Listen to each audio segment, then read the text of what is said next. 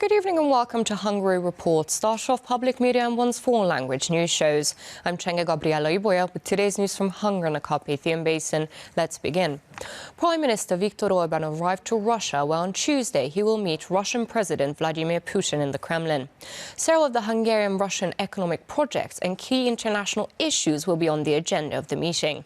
Simultaneously with the talks between Viktor Orbán and Vladimir Putin, Foreign Affairs and Trade Minister Péter Szijjártó will hold talks with his Russian counterpart Sergei Lavrov.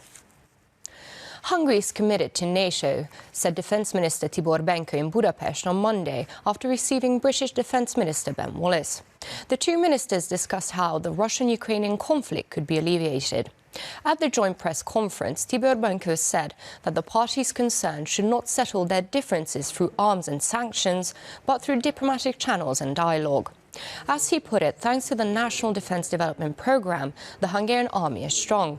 When asked by a journalist, he made it clear NATO soldiers will not be coming to Hungary. The majority of teachers refused to take part in Monday's teachers' strike, announced the Minister of Human Resources.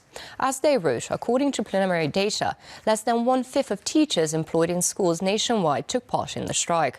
The ministry regrets that the unions organised the strike, despite the fact that its legal conditions were not met. And finally, firefighters continued their work nationwide on Monday to help with storm damages.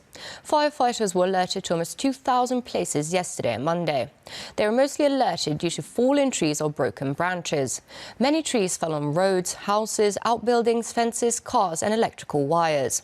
One-third of the alerts came from building, tin plate, billboard and fallen chimney damages.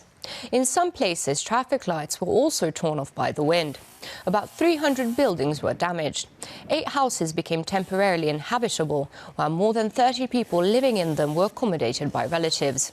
Based on the preliminary data, the amount of claims can approach 1 billion forints, and insurers expect further claims to be reported in the near future.